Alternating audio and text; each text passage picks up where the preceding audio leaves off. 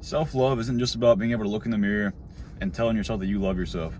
That's not really what it is. It's more about being able to do the things you love and appreciate confidently, not worrying about what others think about you, and being able to just be yourself. Not many people can be themselves when they're worried about doing that, because they are worried what people think about them. And the thing is, that's you neglecting yourself. So if you're neglecting showing your true self, you can't love yourself. So that, to me, that's what self-love is. And it's also being able to acknowledge who you are and being able to be humble enough to make changes in what you are, and being able to change those things to become better and improve on yourself. Because being able to love every aspect of yourself is good and all, but you have to be able to recognize the things that aren't good that you should change in order to be able to improve on yourself, which will in turn make you love yourself even more. And a lot of people struggle with being themselves and just letting their own self thrive because from past experience, they're anxious about their old self, their previous self, and that makes them just anxious about showing who they really are and being themselves. If you keep that anxiety, you'll keep being that past you. And nothing's necessarily wrong with that, because not wanting to be your past self, that's not self-love, but you don't get rid of all of it. You want to keep the structure, the main frame of it, because that's who you are, but you don't hang on to the parts that you neglect. Think of it like renovating a house. Whenever you're renovating a house, you keep the main frame of the house, but you renew parts of it and make it better. You renovate it. So think of your past experiences in the past you as that same concept, basically. You keep the main overall frame of who you are, but you get rid of the spots that hold you back and you feel negatively towards, and then you just make it part of, because you're keeping the main source of who you are, but you're becoming better in the process, right? You're becoming the renovated version of you rather than the old version that you kind of outgrew. So in doing that, that's really how you start to appreciate yourself more. You let yourself shine while also adding in new things that'll become part of you that you can respect even more about yourself, which in turn will cause more self-love. Because in my opinion, self-love is one of the best ways to make your life thrive and appreciate yourself more and just enjoy life. Whenever you're able to confidently be yourself, there's no better feeling. And I've been through a long process of self-love. Whenever I've talked about it a lot, but in high school and like my early 20s, I was very low on the self-love spectrum. I didn't appreciate myself at all, and I was never really myself. I would kind of, depending on the group I was in, my eye is just so bad right now, bro. But depending on the group I was in, I would act differently, right? And I don't mean just like a little bit, because obviously depending on who you're hanging out with, you're going to act a little bit differently, but I'd be like a different person. I wouldn't really have the main frame of who I am. I'd be acting completely different. But now I'm at the point where I can be myself around anybody, even people I don't know.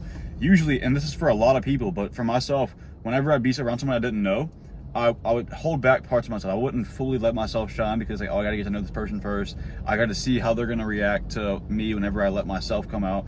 And a big part of me, which I talked about before, is I like to make fun of people, like in a healthy way. It comes off friendly and playful, right? That's a big part of my personality. So whenever I meet somebody, I would not let that part show. I would just kind of, act normal, right? I wouldn't let that side of me show. And same with other parts, but that's a big part of who I am, is being playful and joking. So I would not let that part of me show, and I'd be like delicate with them almost. That way, I want them to like me. I don't want them to think that I'm aggressive, or you know what I'm saying? So as I became more comfortable being who I am, okay, that's just part of me. It's what I do. So now I'll meet somebody, and in the first conversation, I'll literally be messing with them, like joking around, playfully, right? And once I started doing that, I noticed people just like me more.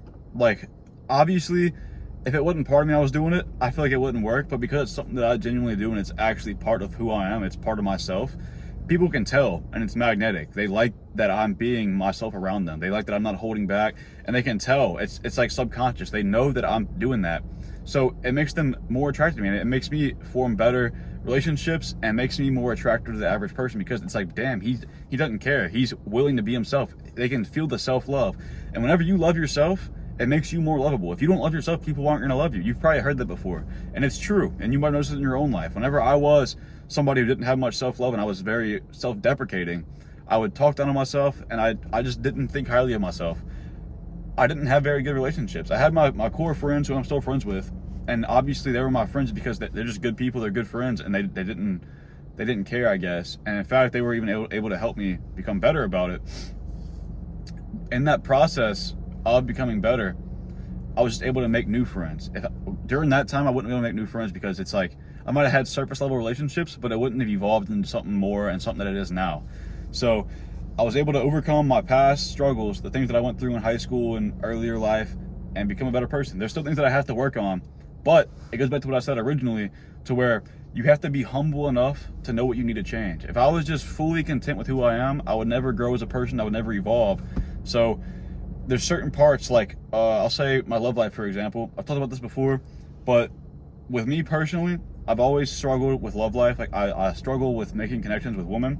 I'll kind of, I don't want to say neglect them, but I don't want to show love. I don't want to fall super into like a deep relationship, because through my past experience, through my early childhood, my parents were divorced whenever I was 2, and they never really had long-term relationships after that. So I'm used to seeing relationships not work out. So that's been ingrained into my belief system with relationships. Like, okay, there's no point in me getting a relationship and falling in love because I know it's not going to work out. That's kind of how I was programmed from a young age, because that's how I always saw it. That's how I saw it. My personal experience showed me that relationships don't work out. So whenever I get into a relationship, I basically don't allow myself to attach. So that's something I can personally work on.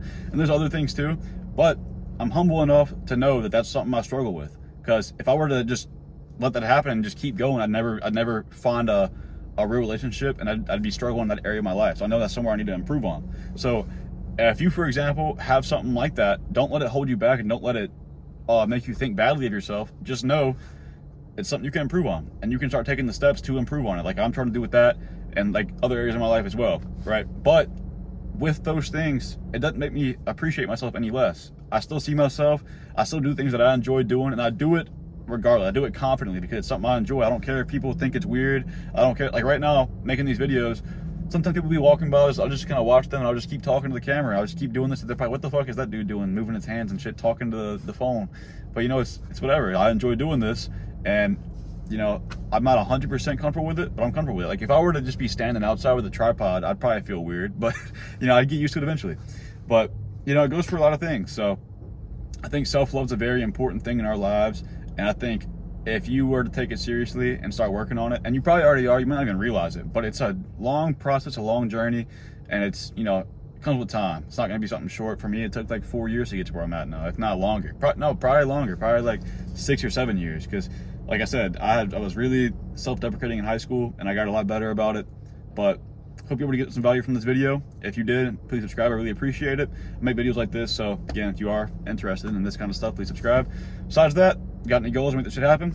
And if you're interested in coaching, there's a link in the description. Feel free to click it, and see you in the next video.